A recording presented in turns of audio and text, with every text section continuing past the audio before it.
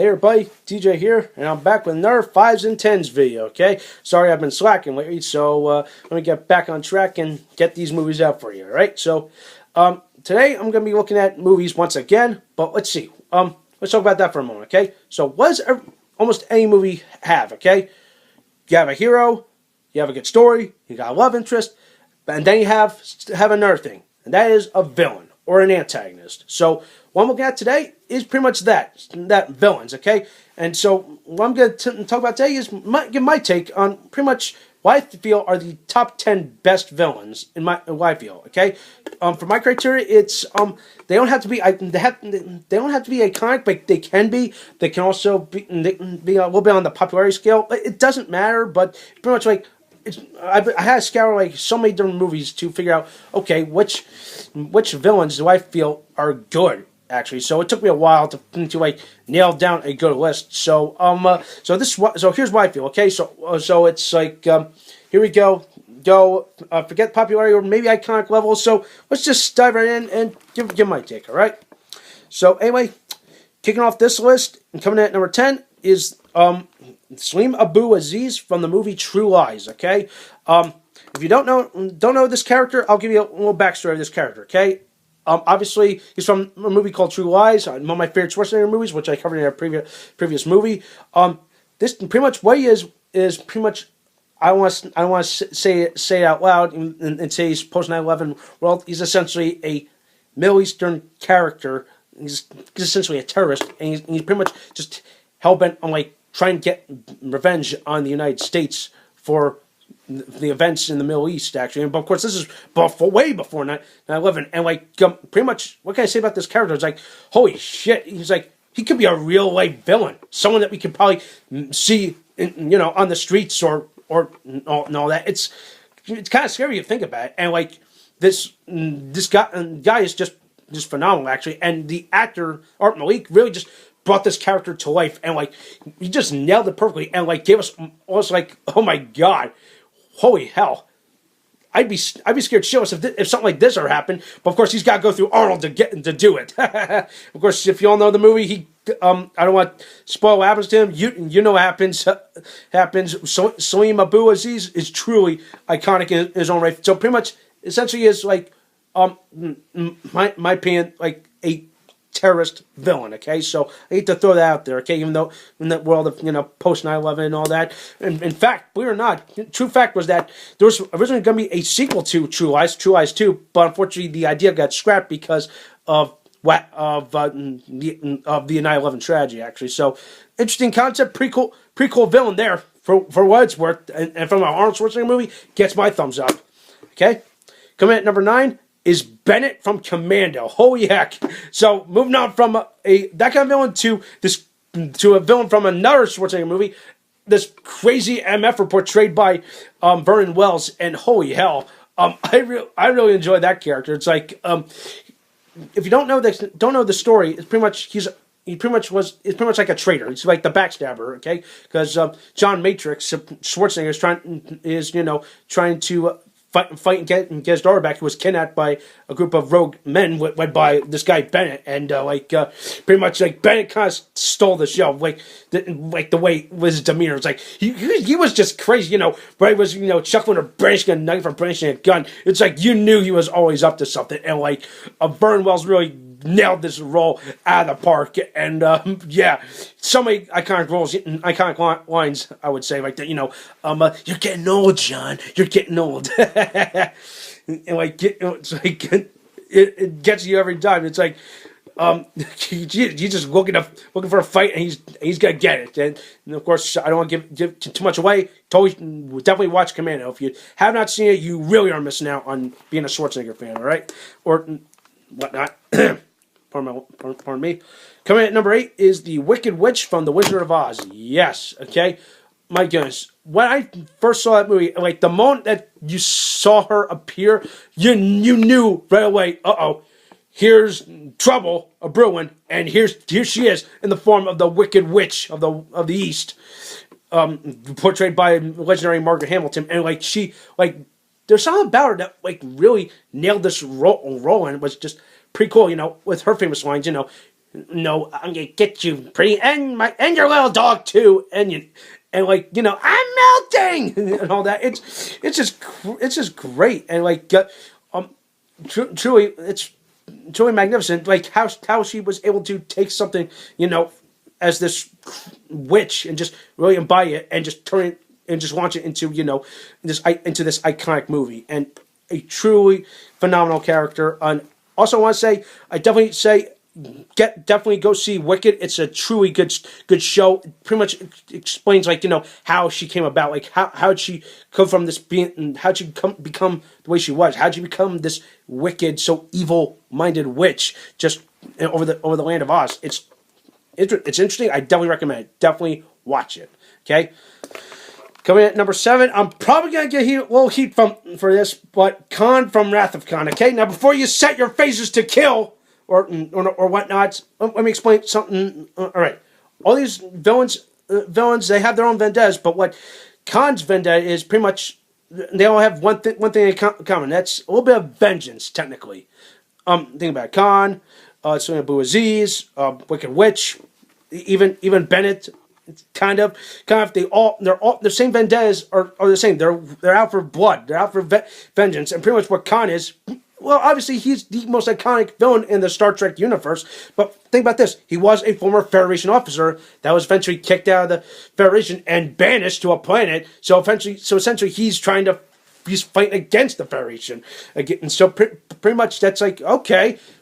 So he's always a human villain, just instead of, like, an alien villain that from the Star Trek universe, like the Borg and all that, or the Gorn. I really don't care, but there's, like, in my opinion, there's, like, there are villains that have, like, better vendettas, but essentially what all these some villains, their vendettas pretty much are all either have vengeance issues or just something else. But Khan, he's just trying to go after Kirk, and pretty much Karl Montalban, he did a phenomenal job just taking this character, this turncoat, and just making him like this ruthless guy. And what made me even cooler was, like, hey, he was spouting lines from like Shakespeare or something like that, and I'm like, hey, that's pretty cool, actually. So, yeah, kind of cheesy but corny, but chilling at the same time. You know what I'm talking about. So that's that. Okay, so please don't kill me for that. All right. So, moving on, coming in at number 6 is Sauron from the Lord of the Rings universe. Okay, I was kind of thinking of putting Saruman the White on this list, but I was like, technically, I feel like Sauron should be the real villain, because if you think about it, Saruman's kind of technically like the puppet master. If you think about it, Sauron's the puppet master, and Saruman's just his puppet, trying to spread, Sauron's evil across Middle Earth, and just trying to conquer the world. So in a sense, Sauron is essentially, like, how can I say this? Like, I remember seeing the movie, like, he's essentially this dark knight, and all of a sudden it's like, as soon as like he gets destroyed, it's like he takes on this whole totally different form, and it's like, like this guy may be destroyed, but feels like he's coming back. It's essentially, my opinion, what I'm feeling is that, like, Sauron is kind of like death.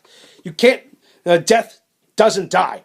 Essentially, pretty much, except the whole ring. I don't want to give too much away. If you've seen the Lord of the Rings movies, you know what happens. Essentially, like, the power of the ring is essentially, trying to work its way back to Sauron, and pretty much, yeah, it's essentially Sauron is like trying to resurrect himself and try to conquer the world. So pretty much, Sauron truly buys like a pure villain west and like pure iconic role.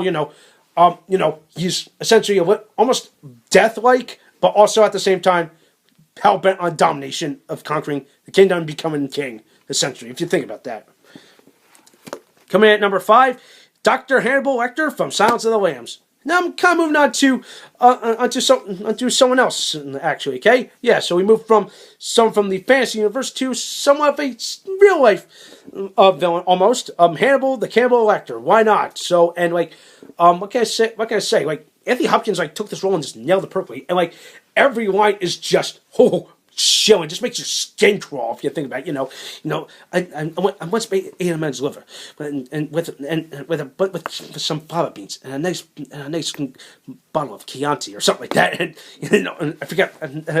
I apologize, guys, but still, it's like holy hell, that like line right there just sets the tone. It's like oh my God, this guy is truly dangerous, even let alone evil. And of course, then you watch him essentially just descend into madness throughout the movie. Essentially, you know I'm talking about the scene where in the cell where he bites the guy and all that, and handcuffs the guy in a cage and all that. It's like you definitely saw like a new level of like how this guy eventually transformed from being this intelligent guy to this cannibalistic freaking guy, and it's creepy, chilling, and like oh my God, just downright evil. There you go, right there.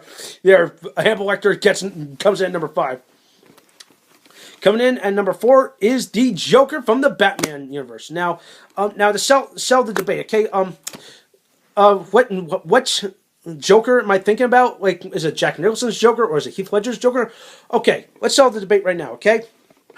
Both actors took the character and ran with it, okay? Both of them brought credibility to their tables, like Heath Ledger brought like this crazy, demented clown like, the Joker to Gotham, and Jack Nicholson was kind of doing a little bit of the same thing, but if you think about it, this was the Tim Burton Batman and versus the Christopher Nolan Batman, so it's like a blend of, it's like the two opposite ends of like artistic styles. You had the neo-noir feel of the Christopher Nolan Batmans, then you had the cartoonish, almost, Tim Burton-esque style, like in the Batman thing, if you know I'm going with this, but they both they both did a good job, but for some reason, I feel like Heath Ledger's kind of pulls forward because his lines were more iconic.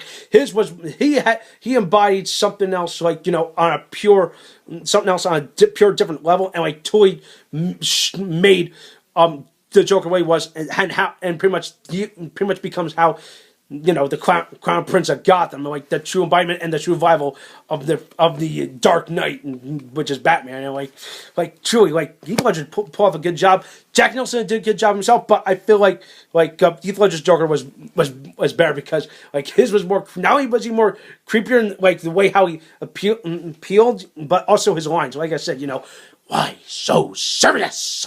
And want to know how I got these scars? So, and all that spiel. That is just like, gets me every time. It makes my skin crawl and it makes me laugh because there you Heath, good old Heath. And of course, hey, if you gotta think about it, but when it comes to the Heath Ledger Joker, if he got an Academy Award for this, the role is good. Okay, bottom line, Heath Ledger's Joker outweighs the Jack Nicholson Joker. That's my feel. End of story. Debate put to bed. Moving on. All right. Number 3, coming in from the James Bond universe, is Blofeld. Okay. I could have gone with a few others. I could have gone with or Goldfinger or Oddjob, but to me, I felt Blofeld is the true villain. Why? Because he's the head of Spectre, the rival organization to MI6 and all this other things, and of course, if you're gonna see freaking Spectre, there you go. Pretty much explains how Blofeld is what he is, and like, come on, he's just evil, just like I'm talking about the original Blofeld, like how he appealed, in the Sean Connery universe, like him being bald, the scar, and just pretty much you knew he was always up to something, and somehow he always gets away, in some way, shape, or form, and then or how do I say this? You think he's dead, but then he comes back, that kind of thing. It's like he cheats death. So pretty much, essentially, any supervillain that can get away with death is essentially, an iconic villain himself. Okay, and where it's Donald Pleasence's Blofeld, or Terry Savalas, or Charles Gray's Blofeld. Like whoever by this character Blofeld, like, nailed something special and truly propelled Blofeld into into becoming a supervillain for the James Bond franchise. Actually, I was considering other people, but to me, Blofeld really became the true face and a true iconic villain of the whole Bond franchise. Actually, coming at number 2, Dracula. All right, so now I'm probably gonna get a little heat for this. Okay, yes, okay. Dracula's on my list for a couple reasons. Okay, yeah, yes, I am a Dracula fan, and two, because if you kind of think about it from a psychological standpoint, okay, think about this. Not just in movies, like Bela Lugosi nailed the role perfectly. Christopher Lee did a good job playing Dracula, and a few others did, but those two really portrayed Dracula perfectly. But to me, not only do they perfectly embody, the sense of, being the undead, but also, if you kind of think about it, Dracula's also the ultimate epitome of fear, if you think about it. Like, anything we fear, it's like anything we can be traced back to Dracula, where it's, being afraid of the dark, or bats, or rats, or anything. Like, if you think about that, Dracula can also mess with your head, if you think about that. Like, and essentially comes to, I'm gonna throw out the Castlevania thing. It was like, he's the villain of Castlevania.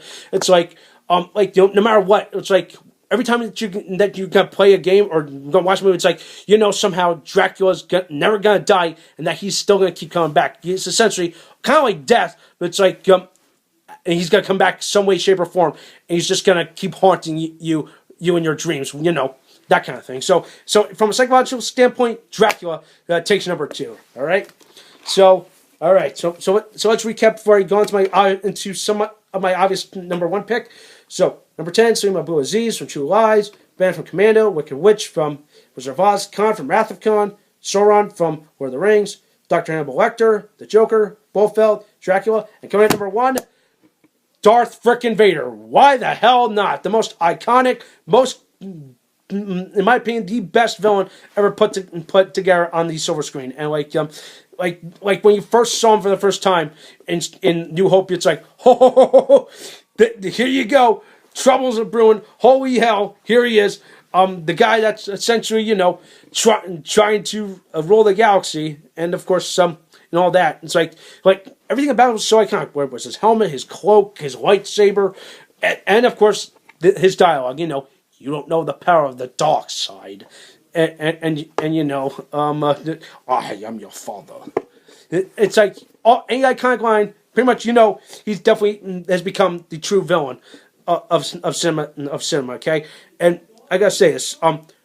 Being voiced by James Earl Jones really nailed the role. David Prowse in the suit. These two dynamic duo nailed something, and they really brought Darth Vader, to the limelight, and really made him the way he is. And of course, even though let's talk about the prequel trilogy. I don't want to talk too much about that. How he became to be. It's like, I think the nerd said most. The AVGN nerd, who I'm talking about, said the most. Is like pretty much Darth Vader is kind of like the tragic hero. It's, he started as a good guy, but then all of a sudden you saw the world as he saw it, and he was seduced by evil, and pretty much became what he was, and pretty much there you go. He was essentially as a tragic hero, the rise and fall of a character, the transformation of Anakin Skywalker, from throughout the 6 movies. Okay, pretty much, yeah. There you go. So. Yeah, I could probably talk a little bit more about Darth Vader, but my voice is kind of going. But yeah, there you go. Those are my top 10. What I feel like are the best villains in Hollywood. Okay, so that's it for today. Let me know what you think. Please tell me who I've missed. That does it for today. Keep it tuned here for some more videos. All right, take care, folks.